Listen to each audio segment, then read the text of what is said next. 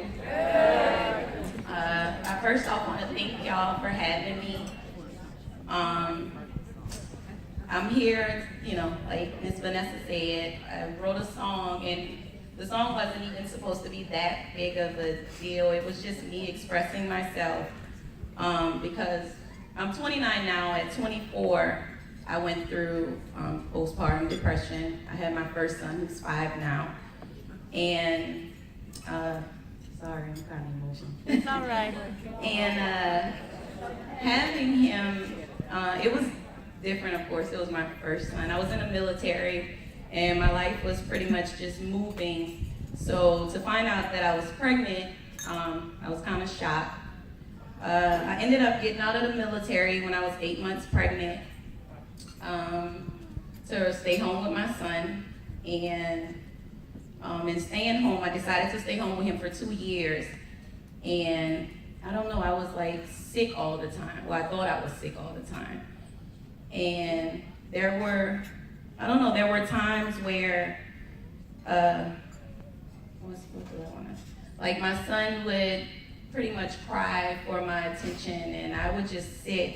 Like I can remember just sitting in my living area in this one spot on my couch, and I would never move. I didn't eat some days. I was just confused. I didn't know what was going on. I didn't know why I didn't want to play with my son, or what was going on.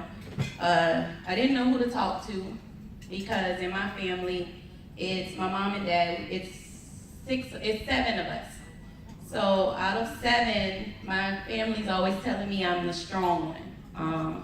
My dad's a preacher, and he would always say, as much as I pray for my kids, you're the one kid I never have to worry about.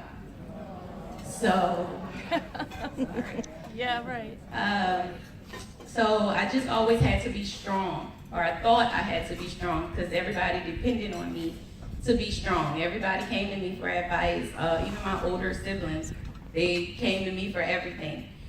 And to go through what I was going through after having my son, I just kind of distanced myself from my friends, from my family. And it was shocking to me, because it was like nobody knew. Like I think, yeah, I probably should have spoken up, but I just thought, like with my family, I can always tell when something's going on with them. So I used to sit back like, how come people don't see something's going on with me? And I don't know, I was just sick. That was the word I used. I was sick. My son, he was so active. And of course, like I said, I stayed home 2 years to be there with him. But I found that by the time he was 2, he was going into the kitchen, getting his own donuts, getting his own drink. He had to become independent, because I wasn't there for him. I was home, but I wasn't there for him. And what did it for me was, I'll never forget, I was sitting on the couch in that same spot, and my son got a laundry basket, and he put it in front of me, and he sat in that laundry basket, and he said, "Mommy, push me." And I just felt so weak to be so strong. Like I just couldn't understand why I was so weak. And that was the day that did it. It was like my son was begging for me to. It wasn't him being so independent, having to do everything. Or at 2, my son would come on the couch and kiss my forehead. It's like he knew something was wrong, and I didn't even know something. I just was like, "Mommy's tired, I'm sick." But after the basket, after that happened, me not feeling like pushing him in the basket, I decided to see a doctor. Went to the VA, and that's when I just broke down. Everything came out, and see, I'm not one to cry. Like I try. That's something very few people see. And I broke down, and it felt so good to have someone to talk to finally, to just let everything out. And she told me, she gave me a name to what I would say. I just would say I'm sick. And she put a name to it. And I never, it's like we hear these things happen, but you don't, if it's not you, you don't think it's that serious. Like they feel like if it's not, this illness that has you with IVs in your arm and everything, it's not that serious, but it is. And to be a mother, to, like the thoughts I was having, and, and I feel like certain thoughts is what made me stay away from my son. And once this doctor put a name to it and I started to research and I realized what was going on with me, it made me love my son so much more. And to this day, people always tell me he's about to be 6, and people are always like, you have to let him play with his friends, go out.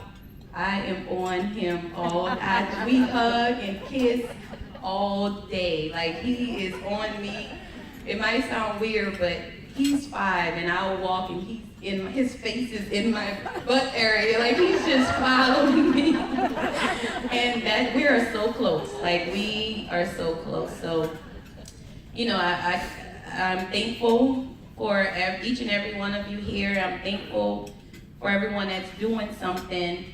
And just to let the family members know, sometimes we don't know what to say, or we're looked at to be so strong, or it's like, I think we want to be this great, great in your eyes, that it's like a fear of telling you something is wrong when it shouldn't be.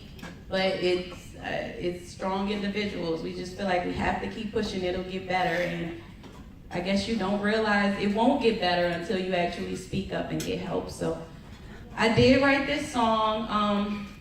It's with an artist named Danica Hart. She couldn't make it, but I am going to perform the song, and I just hope you all like it. It's called Brighter Days.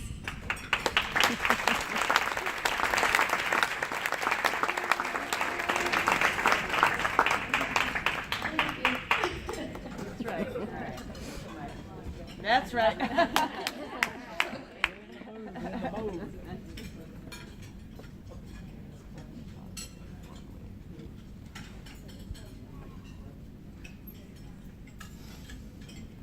Okay, I'll moonwalk until it comes on. There you go. You got it.